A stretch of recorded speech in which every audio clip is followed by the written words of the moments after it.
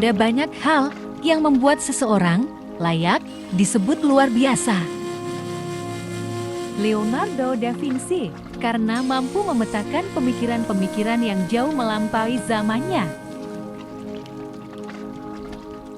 Sementara Malala Yousafzai, karena menjadi penerima Nobel termuda atas keberaniannya memperjuangkan pendidikan perempuan di tengah konflik. Di negara kita, mantan Presiden B.J. Habibie dihargai sebagai figur luar biasa karena kegigihannya memperjuangkan industri penerbangan dalam negeri. Sudah tahukah Anda dengan sosok yang bernama Frances Jane Crosby? Ya, dia juga merupakan satu di antara sekian banyak figur luar biasa yang pernah hidup. Wanita yang akrab dipanggil Fanny tersebut telah menulis setidaknya 9.000 sajak, himne, dan puisi sepanjang hampir 95 tahun masa hidupnya. Konon, ia bahkan tidak perlu merenung atau bahkan menyepi di suatu tempat hanya untuk memperoleh inspirasi. Saking produktifnya, Fanny telah menulis aneka sajak dan himne. Seandainya besok saya ditawari untuk bisa melihat dunia ini dengan sempurna, saya tidak akan menerimanya.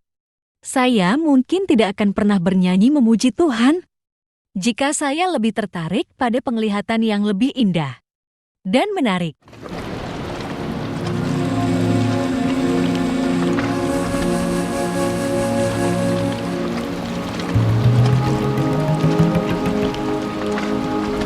Frances Jane Crosby terlahir normal pada tanggal 24 Maret tahun 1820. Ketika masih berusia 6 minggu, dia menderita infeksi di matanya. Lalu ada seorang yang mengaku sebagai dokter yang mencoba-coba mengobati mata Fanny. Dia meletakkan semangkuk bubur panas di atas kelopak matanya. Akibatnya mata Fanny justru menjadi buta. Beberapa bulan kemudian, ayah Fanny meninggal dunia. Untuk menghidupi keluarga, ibunya lalu bekerja sebagai pembantu rumah tangga. Fanny kecil dititipkan pada neneknya. Dengan sabar, sang nenek mendidik Fanny kecil. Dia sering membacakan Alkitab dan menjelaskan iman Kristen pada Fanny. Ketika Fanny merasa sedih karena tidak bisa bermain seperti anak-anak lain, neneknya lalu mengajarkan cara berdoa pada Tuhan. Selain itu, ada juga seorang wanita kaya bernama Nyonya Hole yang membantu Fanny menghafal Alkitab. Fanny mampu menghafal kitab Taurat, Injil, Amsal, Kidung Agung, dan Mazmur. Kemampuan menghafalnya ini membuat orang lain terkagum-kagum, tetapi Fanny merasa biasa saja. Meski begitu, dia merasa bersyukur sebab dengan kebutaannya ini malah membuatnya gampang untuk menghafal. Fanny tidak pernah merasa sedih karena kebutaannya ini. Bahkan ketika masih berusia 8 tahun, dia menulis puisi.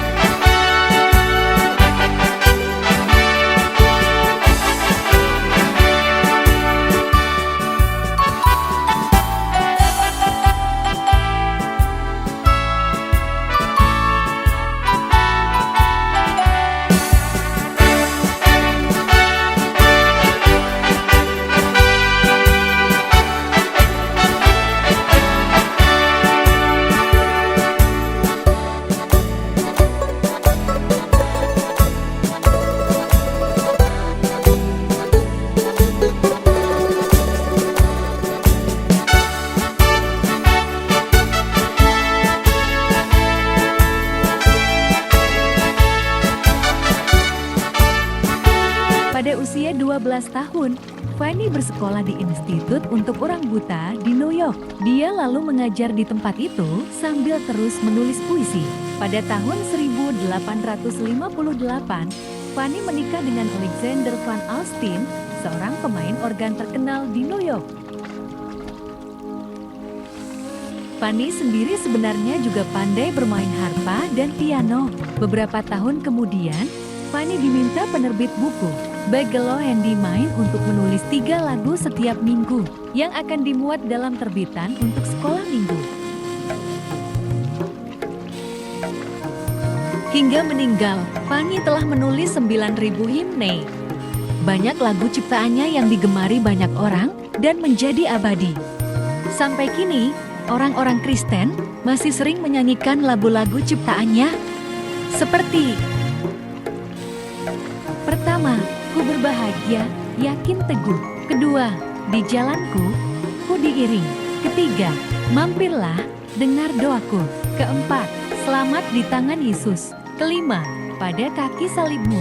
Keenam, aku milikmu, Yesus Tuhanku, dan masih banyak lagi. Tuhan merencanakan yang terindah bagi Fanny dengan kebutaan itu. Hal ini sangat disadari oleh Fanny. Dia tidak pernah menyesali kekurangannya itu. Dia malah berkata, kebutaan ini adalah hal terbaik yang pernah terjadi pada saya. Dia juga berkata, apakah jika saya tidak buta, hidup saya bisa seindah sekarang ini? Di kesempatan lain dia berkata, tampaknya ini memang berkat dari Tuhan, yaitu bahwa saya harus buta seumur hidup, dan saya bersyukur untuk perkecualian ini.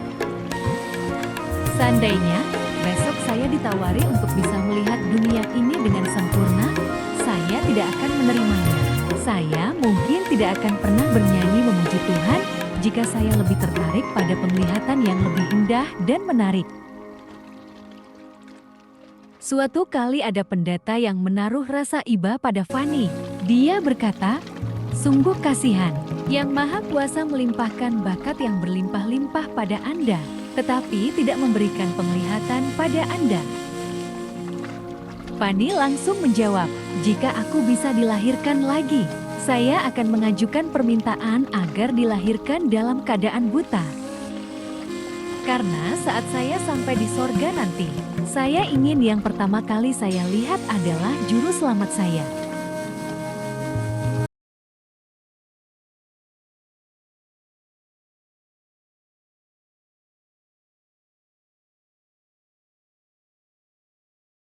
Dunia kita saat ini terbiasa menilai seseorang berdasarkan seberapa kontribusi yang bisa ia jalankan sebagai manusia.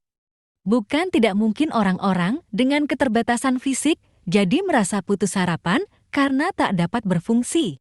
Seperti orang pada umumnya. Terlepas dari ragam agama, keyakinan, spiritualitas berperan dalam menunjukkan seseorang seyogyanya. Tak dinilai hanya berdasarkan apa yang tampak. Spiritualitas memampukan seseorang menilai seorang manusia sebagai karya Allah yang mulia. Itu membantu seseorang melihat hidup dengan lebih positif. Tahukah Anda, hati yang gembira sejatinya adalah obat bagi hati yang patah. Fanny menjalani hidupnya dengan penuh syukur dan menjadi jauh lebih produktif dari jutaan manusia lain yang mendefinisikan diri sebagai orang normal. Semoga kisah Fanny dapat memberi secercah inspirasi bagi hidup kita.